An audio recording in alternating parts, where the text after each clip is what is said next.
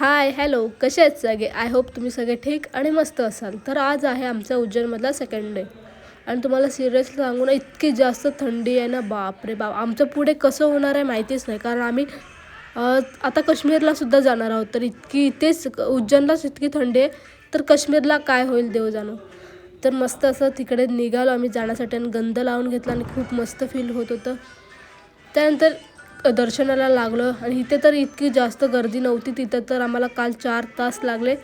खूप जास्त गर्दी होती आणि तुम्हीसुद्धा दर्शन घ्या. मी गपचूप व्हिडिओ काढत होती, तर तुम्हालासुद्धा दर्शन भेटेल म्हणून तिकडे. आणि ना मी फर्स्ट टाईम रुद्राक्षाचं झाड बघितलं, ते बघू शकता तुम्ही पण.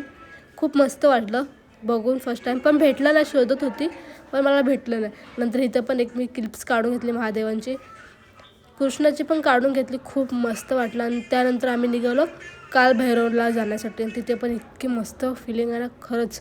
गर्दी होती, 1.5 ते 2 तास लागलं, पण खूप मस्त वाटलं. त्यानंतर आम्ही जिथे स्टे केलं होतं तिथे आलो आणि अवतार बघू शकता इतका जास्त खराब झालेला. त्यानंतर आम्ही तिकडनं निघालो, कारण आम्हाला जायचं आहे काश्मीरला. म्हणून आता तुम्हाला पुढचे ब्लॉग काश्मीरचेच दिसतील, तर मला फॉलो करायला विसरू नका. नक्की फॉलो करा मला.